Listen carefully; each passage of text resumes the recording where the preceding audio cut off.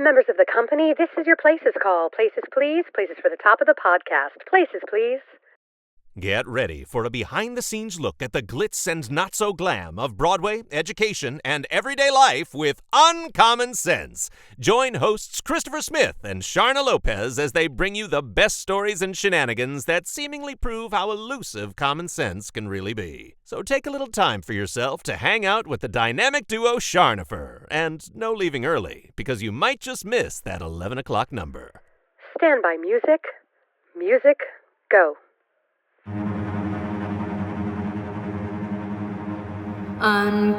Uncommon sense, the 11 o'clock number.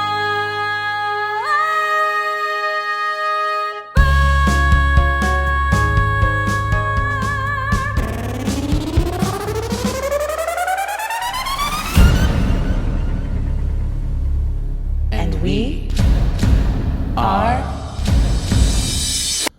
Charnopher.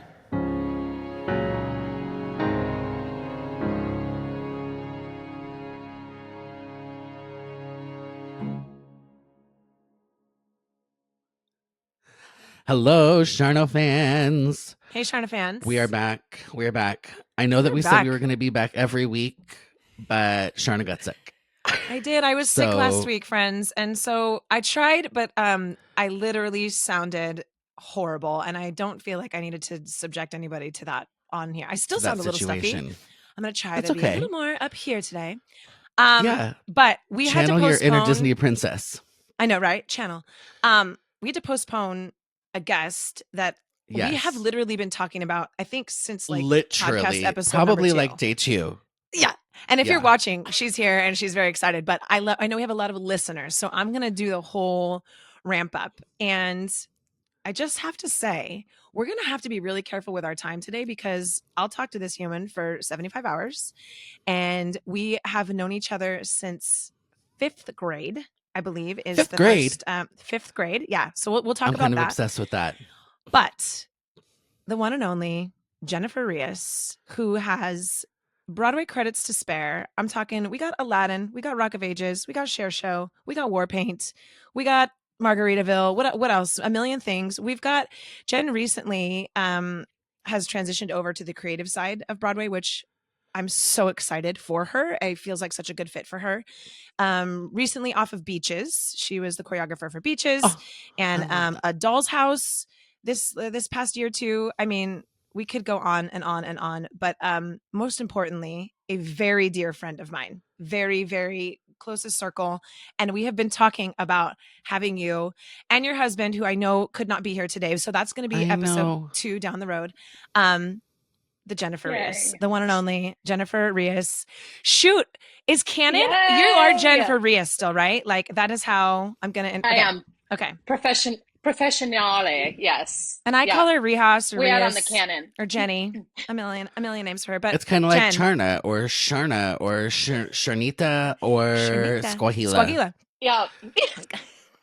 Wait, am I allowed to talk yet? Yes. Am I here? Please And talk. Jen, you're up. You guys, it's going to be a lot of this. It's going to be a lot of this today. I'm so excited. Can I interject or no? Because I will also be calling you Sharns or Chandra because that is what I've always called you since 5th grade. There you and go. We're here for that. That's what it is. Chandra. Yeah, that's what it is. Yeah. I'm so happy to be here, you guys. Thank you for having me. Hey, thanks Thank for you taking the so time. much. I know you're a busy Seriously. lady, and not only professionally, but with your family, and you juggle all the things. And so thank you for being on here. We're going to talk about Thank you. a ton of stuff. But Christopher, when I said I've known her since 5th grade and you had like shock and awe on your face, I thought you knew Yeah. that. That's so funny. No, I did not. You just said that you've Jen been and friends for a I- long time, but that Yeah. can mean anything. Well, that's a long time. Forever. Actually, since we were children. Yeah. Like legit children, not just like high school. Yeah. We met doing theater. Like when Charna was, sorry, No, go ahead. you Go go. Guest girl, Jennifer Rias, get on here, girl. Guest. Go. Guest. Always guest.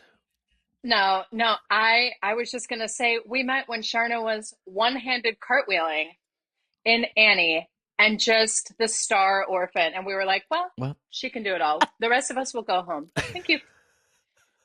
Thank you. Jen, Well, I use all. that story with my students. So I don't know if you've seen recently, every year my students ask me to do a cartwheel at our like back to school event. And the reason that happens is because 3 years ago, I was telling them the story of, hey, I understand you're gonna not get cast in things. You're gonna get roles you don't want. You're gonna be in the ensemble. You're gonna be one-handed cartwheeling orphan number 32. And the kids are like, what are you talking about? I'm like, let me tell you a story. In 5th grade, when I was not a named orphan, but my claim to fame was one-hand cartwheeling orphan. And they were like, can you still do a cartwheel? And she was the star. You best believe. And so I did a cartwheel for them at the age of 40. Almost died. 30-10. So don't forget 30-10. 30-10. 30-10. Thank you, 30-10. Thank you, 30-10. But yeah, Jen and I and our really strong group of girlfriends that we're still very close to, we met doing theater. And I have talked about this several times on this podcast and then constantly. I'm like, theater, it's been such a formation in my life early on of like relationships. And it was at the Moonlight Amphitheater in Vista where we all grew up. And my first show with the group was Annie. But Jen, what was your very, very first show ever? Do you remember, like as a little kid? As a little kid, well, my very first musical was Peter Pan.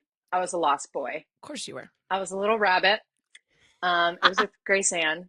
And, but my first show at Moonlight, where we grew up doing shows, was Cinderella, the youth theater, Cinderella, where I peed my pants on stage.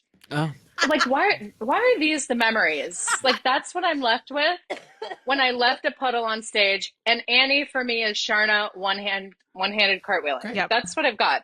We have so many memories though. Like we go back through it, and anyone who's done theater, I'm sure, has those memories as well. I like to think that ours are more special because like we were inseparable for years. I mean, truly. Years. We would always be at one another's houses. We would do, summer school together and the shows all through the summer because it's like a summer stock there essentially where there's multiple shows. So we would spend those months just like constantly the with each entire other. summer. Yeah. So, and it was our parents basically got the summer off because we just took care of ourselves with each other. We just occupied ourselves. We did. Like, see ya. It was so great. It was so great. And we did some like amazing shows there. Jen is a fierce dancer, tapper, all the fun shows that we get to do together. And I'm super proud of her, like watching her career. She's toured, first national tour of Spamalot, right? Of what else? What was the other first national you did? Dirty Rotten Scoundrels. Yeah. And just like crushing it. I actually want to talk about tour life with you as well, but can you talk about your how you got to New York, how you went from SoCal to New York, and what that, because you were young when you moved. Yeah. Do you mind telling us your story?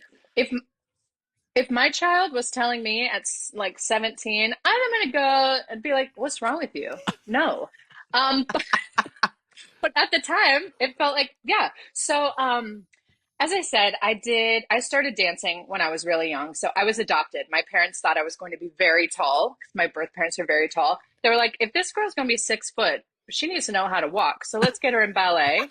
So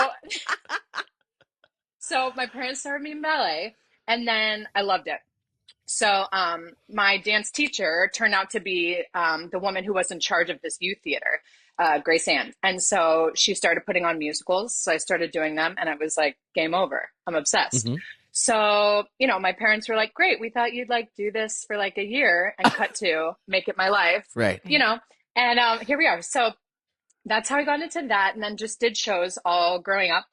And then after high school, two of our best girlfriends, Joanna and Lisa, they decided they were moving to LA. And I was like, that feels right. So that's when it's like, let's go. And by that point, we had like a group of friends who were working in theater. And it felt like taking the leap to move to LA to really build up my resume a bit, get to work at some more professional theaters. So I lived in LA for 2 years. So in that second year, I booked a show called Dorian, based on Dorian Gray. Mm-hmm. And it was a pre-Broadway run. So we went to the Denver Center. That was our out of town. So I was 18 at the time. And so we did it there, millions of dollars put in the whole thing. And it was like, okay, it's a success. We're going to Broadway. It's like, yes, Yes.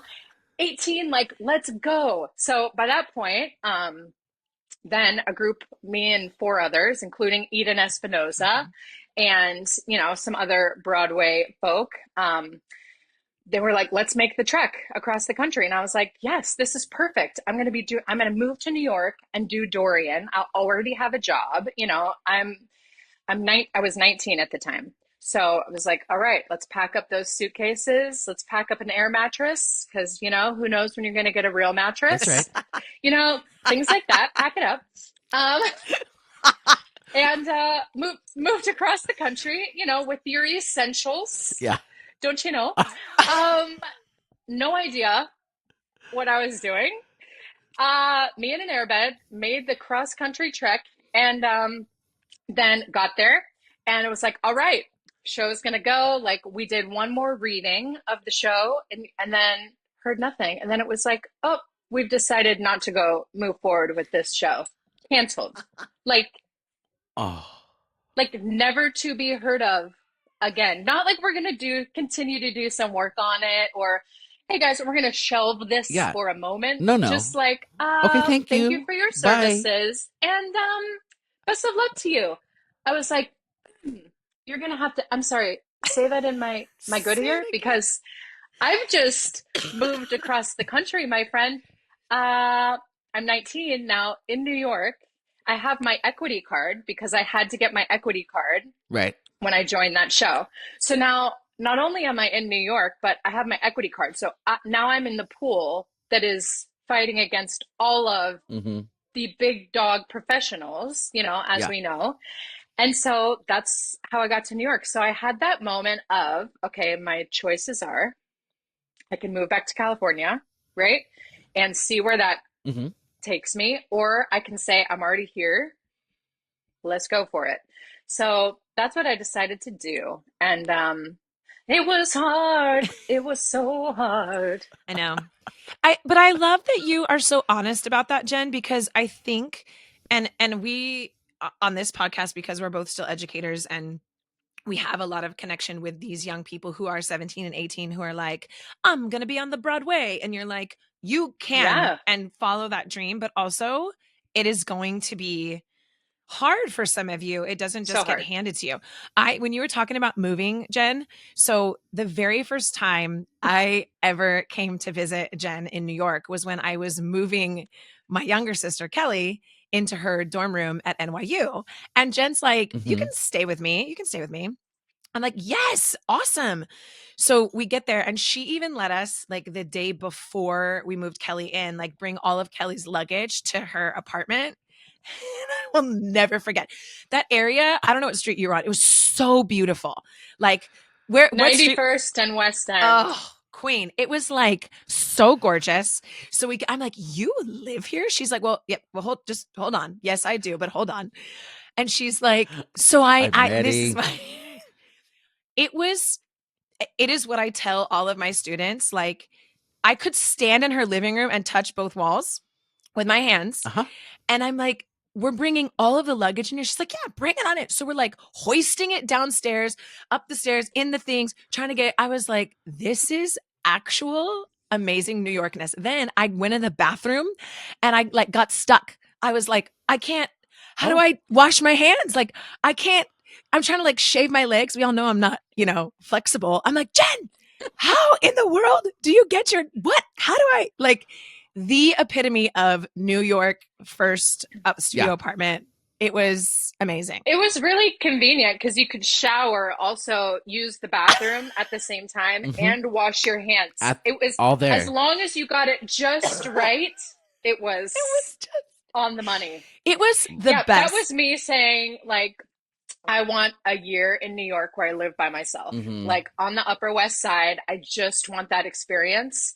And that's what I could get. And that was like, it's crazy. I mean, it was a glorified closet. But also, it was I perfect slept for on a you. loft bed. It was perfect for you. It was perfect. Yeah. Yeah, loft bed, but like, and then downstairs. Also how? It was great. Right. It was great. I still think about that, and I'm like, how did that even get created? How did someone think this is the choice? This is the choice? Okay. Yeah. This is the choice. And I think even way back then, you know, many years ago, I think it was like close to like $2,000 a month. No. Yeah.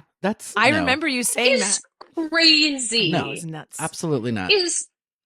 But that trip, Jen, like you know, that but we made it. was so remember we went down like to the basin and we like hung out and we did all this stuff. Like that trip to me was so awesome. fun. It was the first time I ever tried soy milk. Fun. Do you remember that? When you put it in my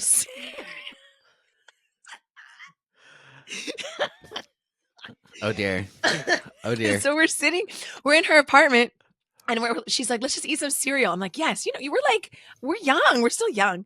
And so I'm like, okay, great. And she pours like, you know, she's doing the like hostess thing. She brings me the thing of cereal. She does not tell me that it's soy milk. And I love cereal and milk. I took a bite of this and I was like, you know, like it all like comes out of your mouth. And she's like, what's wrong? I'm like, what is it? She's like, it's soy milk. It was like, during the soy milk craze. I was like, you know, everything's oat milk now. Yeah. It was the soy milk craze. Yeah. It was like soy milk all day. Like, oh, good golly. Cow's milk, get out. We laughed so hard. We laughed so hard, which we do often. We have so many. I feel like you and I, so out of our group of friends, Jen and I are the babies. So all of our friend group of our Sassy Six are older than us. We were the two youngest. And so I feel like we had a lot of stuff that we did together, like summer school and, you know, things like that. Yeah. Jen got a car first. So she would like drive me everywhere. We had so many fun memories. And Charna was the good student. So I would say, okay, I'll drive us if you tell me everything I was supposed to learn in class. Yeah. Can you tell me? I need a full summary. She'd be the straight A's. She'd be, you know, Charna, just the greatest human, but also like equally smart as she is creative, all of the things. And I would be like, that's not fair. How do you get all of that? I need help. I need assistance. So we took a Spanish summer school class and I was fine with it. I didn't care. I'm like, Jen doesn't need Spanish, whatever. Like I'll give her the answers. She legit copied every single piece of my homework and she still failed the class. An F. Not like a C minus, like D, like just getting by. An F. Full fail. But Charna got an A and I got an F. I was like, that's not fair. Cut to students, it is fair. Never copy. That's what I was going to say. I learned nothing. What you get for copying her We were just trying to get by, you know. We're that's just what I get. 16 in summer school, trying to get to our Anything Goes rehearsal. You know, that's what we were just trying to do. 16 and summer school. That feels like a t-shirt. 16 in summer school. Oh my gosh. Yeah. We were doing Anything Goes together that summer. And that was, I think, one of my favorite shows I did with you. That was the best. Just dancing and loving it. I love it. It's too. Yeah, we got to be like the little featured dancers. So it was our first time, I feel like, getting to be like down center and rocking it. And we had so much fun. Talk about good dancers. I grew up being like, Charna Feldhaus. Oh my God. You're just the greatest. I love it. Sorry. That's sorry, right. not sorry. Feldhaus. Feldhaus. I know the main name. So Jen's in New York. Come on. She gets plugged in. She starts doing things. What was your very first Broadway show? My first Broadway show was Rock of Ages. Ages. Yeah. We all flew out to see her. But that was after. Go ahead. Yeah, that was after both tours. So I toured. I was a Rockette. And wait, we can't just gloss over that. We cannot gloss over that. I was a Rockette. And then that time in your life though, Jen, I've said this to you, but I'm going to proclaim it here on this podcast. That is one of the most difficult things I have ever seen you go through. Watching you guys and being like, what in the she was in the parade and clearly in the show and like watching those ladies be so fierce, so meticulous. Like can you tell us a little bit about that process? Like I know you loved it and it was also very hard. Yes, I did. I physically the hardest job I ever had. Ever. a lot of these Rockettes, some of them do it for like 15 years. And honestly, they're not human beings. I don't understand how they do it. It's unbelievable because, like Charna said, it's so meticulous. You can't like have one show where you're like, you know what, I'm going to sit back a little bit on this one. I'm feeling tired. My muscles are hurting. No, honey, you got to go home. You can't do it. You got to go home. But you know, sometimes there's up to 5 shows a day. Oh. 5 shows a day. And as a Rockette, when you're not on stage, you're quick changing. It's not like you're off Right. having a water, no. You are, it is 90 minutes, but you're in the entire 90 minutes and you're doing 200. God, I forget now. I forget my talking points, but it's like it's like 280 some kicks per show on a steel stage, but you're at Radio City, like opening night as a Rockette at Radio City. Hey, I will never, steel stage? ever forget that. What do you mean, steel stage? Yeah.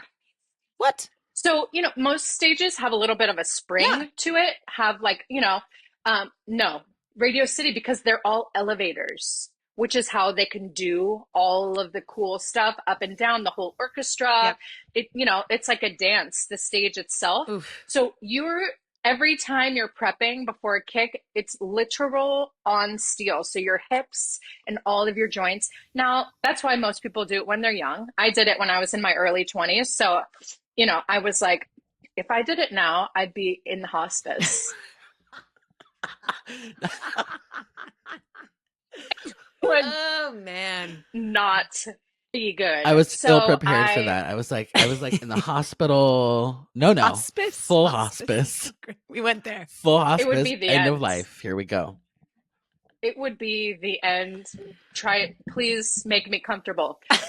So no, but honestly, it is so difficult. And but yeah, it's amazing. It was wonderful. I only did it for 1 year because the next year I got Rock of Ages.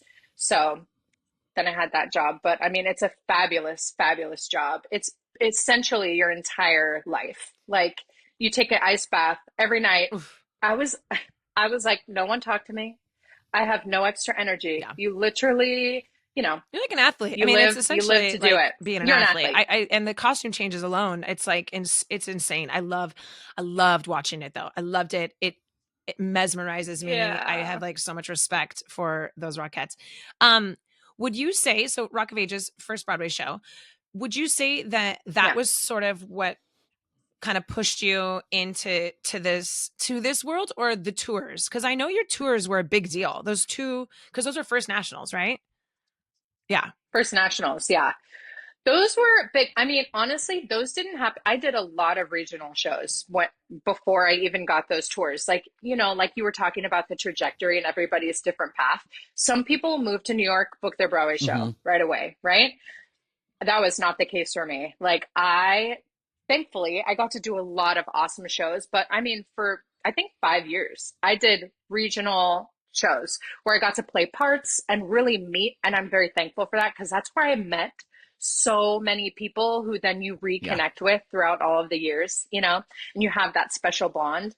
But then I got a tour. Then I did another tour after it and Rockettes in there. So I mean, I would have loved to have booked a Broadway show right away, but that was not my path. Yeah. I needed like a little bit more time and to have those experiences beforehand. And you know, some people book a Broadway show and then they never book another one, right? Yeah. It's like, that's the thing is even when you book your first one, it's like right when that one's done, you're right back. Yeah. You have the knowledge that you take with you and all of those relationships and things, but And the credit. you know, And the credit, which helps. Yeah.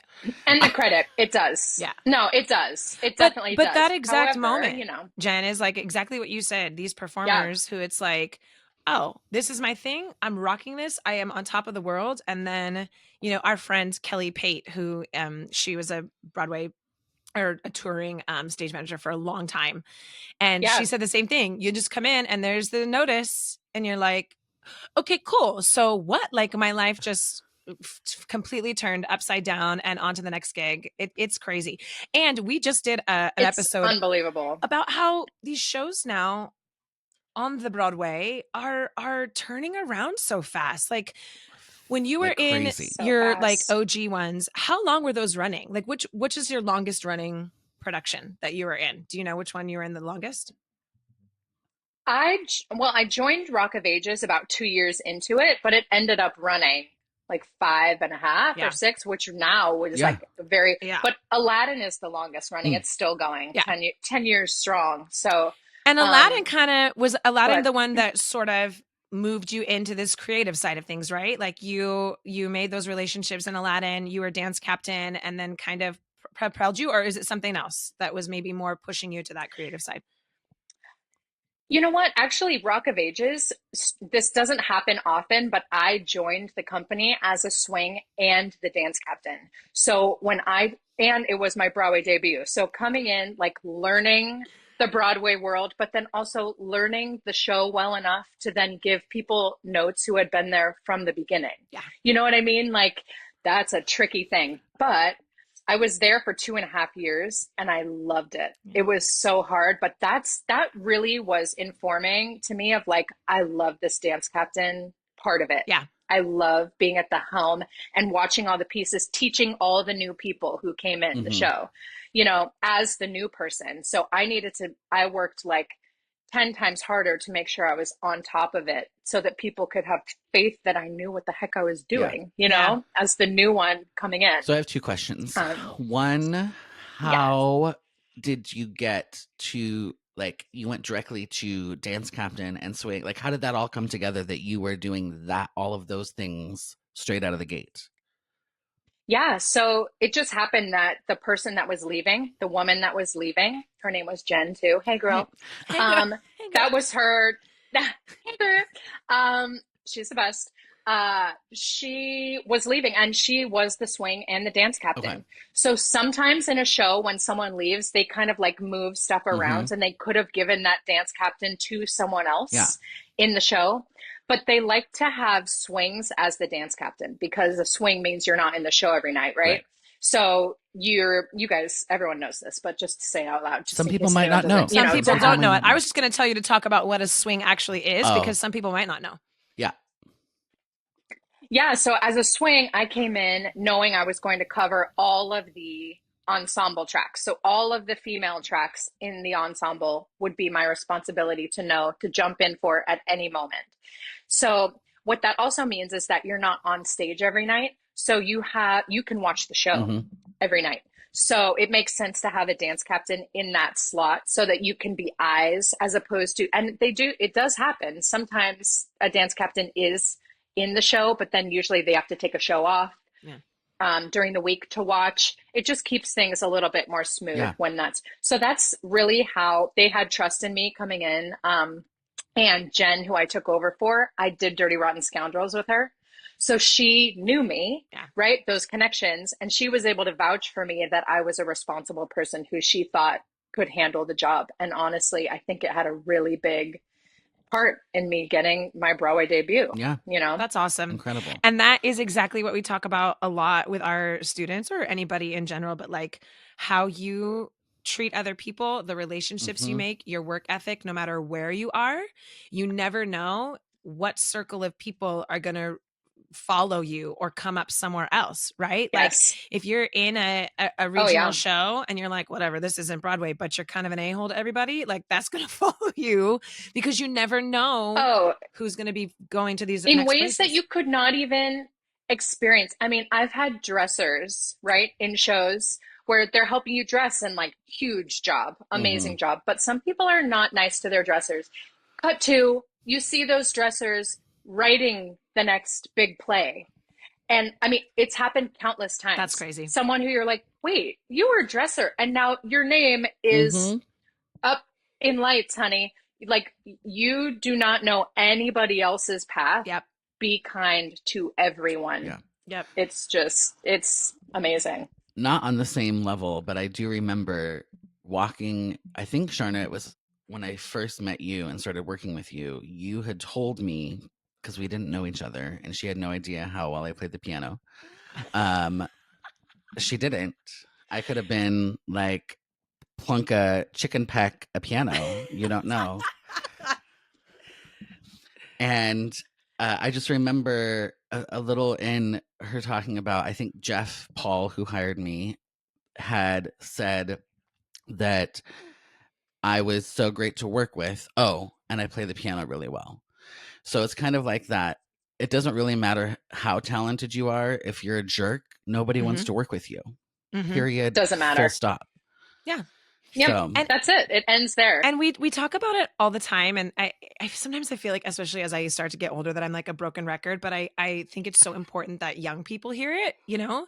And I also now I'm like, I know Yeah. you've heard this from me. I sound like an old teacher mom lady, but I'm like, I would rather you have challenges vocally, or you don't have the best musicality, or maybe you're not the fiercest dancer that I see come through the door. But if you are a hard worker and you are prepared and you are helpful, Yep. I will take that over the talent any day. And I think everyone will. I don't know many people in this industry that would be like, no, give me now. It happens sometimes, we know, especially if you have a name and it's going to draw people and money. But for the most part, it really does. And I think it's something that I strive to help our students like find the balance, because we have some kids who are fiercely talented and they are very kind people. And I'm like, just don't forget that other side to it. You know, like you need to have that balance. It's so true, Charna. It's so true. I can't tell you now, from being on the other side of the table, how many people reach out to me about, hey, you did this with this cast. You just, in Aladdin, how were they to work with? And if I have one thing to say that is not, it's instantly line through. Yep. Like, people, there's no time. The rehearsal process for all these shows is so tight. And especially on tours and things like that, you have to be a family. It has to be people that you can trust, and it's not worth the drama. Yeah. Literally does not matter how talented you are. It doesn't, and it will, like we were saying, it will end there. Yeah. It just what you're saying. It's like, we can put tape in the bottom of the bucket and it'll carry the tune, but we cannot fix your attitude. Yeah. No, we can't. It's true. And ain't nobody got time for that. My second question, Jen, was you had talked about how, you were in 900 regional shows before you even booked the tour, right? So Yes. I was going to ask, if you had a time machine and you went back in time, do you think that if you would have made your Broadway debut immediately, that it would have been maybe a less successful path or a less well-rounded path? Or do you, obviously it happened the way it was supposed to happen, but I'm just curious if you've ever thought about that. I have, because I used to feel like, wait, I would hear that person booked this Broadway show, and I'm like, wait, I've literally been here for years, and that person just booked, and you can't like compare yourself, right? As we know, older in life, but it is so hard. Yeah, we do. And it is still so hard. And so I used to feel like, what the heck? But now looking back, it is so clear to me, I was not ready. I mean, truly, if I wouldn't have had those experiences, because I just got my equity card when I moved to New York, right? So I didn't have those experiences as an equity performer. My husband, Mike, who hopefully at some point you'll have on, because he's the best. You're going to be next. He's the best. Hello, Mike Kinnan. He did a few regional things, but he did the Mamma Mia tour, and then he moved here, and he's been on Broadway forever. So like, he has the experience of decades of different being on Broadway and not really the regional path. Okay. And I think sometimes he feels like he missed out a little bit on meeting creatives that you work with in the regional. Right? Because then those people sometimes become the Broadway choreographers and directors. And a lot of people know them from working with them, and they're going to have a leg up, people that know. Do you know what I mean? So he'll talk about that, but just he's someone who had a different path than I did. And we both. I think that just struck a chord with me, because a lot of people wouldn't think of like the Broadway as such a narrow path, but it really is. Yeah, it is. It's like you're on it and that's it. There's no branches out where you can really meet and see And others. Jen's always said, like, as young kids, especially because we've known each other since we were so little and we were all in this theater world. It's like Broadway, New York. It's this giant thing in your brain when you're 16. And then when she finally got plugged in and she's over there, she's like, it's the smallest group of humans. It's like a tight knit community of people. And we see that now because Christopher, you and I know several people who've been on Broadway and they say the exact same thing. Yeah. And if you ask them, they're like, oh yeah, I know so-and-so and I know so-and-so. And we did this and we did that. And it is this community, which leads me to two things. The fact that you and your husband are both in that industry, it blows my mind and also intrigues me because I do not know how you guys do it. Is that unclear? It's unclear. No, but like, I'm so proud of you because I've seen you. Like, this conversation's great because I know you on a personal level. So I've seen how wonderful it's been for you guys. And I've seen how you're raising a family while doing it. And I just commend you because the schedule of being in that world, what is your biggest challenge with the two of you being in this industry and then raising a family or even having, being a couple? What's the biggest challenge that you face, do you find? So Charna, I'm going to interrupt you here and say that is our teaser for our next episode. So you'll have to tune in next week to hear the answer to that question. And if you're behind on listening to the podcast, just continue listening and you'll hear. But if you're caught up, you'll have to hang on for a week. So thanks for listening, Charno fans. Like and subscribe on YouTube. Follow us on Instagram at Charnopher Official. Rude. Christopher, they have to come back now. Our fans are going to be like, wait, what? I love it. Like and subscribe. We've only been talking for 2 minutes. Like and subscribe. Like I said, follow us on Instagram. Am I being fired? No. Did I just get fired?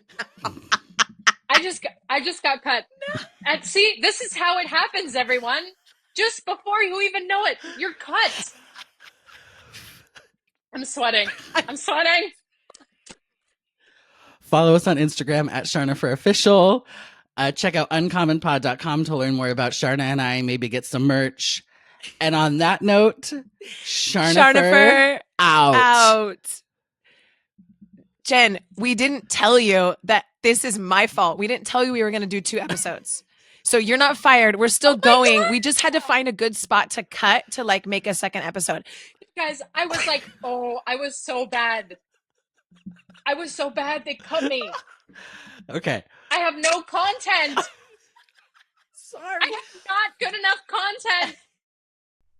This concludes another episode of Uncommon Sense. If you're ready for more of this fresh, hilarious, and unique perspective on the world of entertainment, education, and life, be sure to subscribe right now to catch every episode. If you gasped, laughed out loud, or even snorted, share the show with your friends and aspiring entertainers because, let's be real, sharing is caring. For more Charnopher, tune in to their witty insights by checking out the website uncommonpod.com or connecting on social media. Tune in next week and get the real insider scoop on another episode of Uncommon Sense.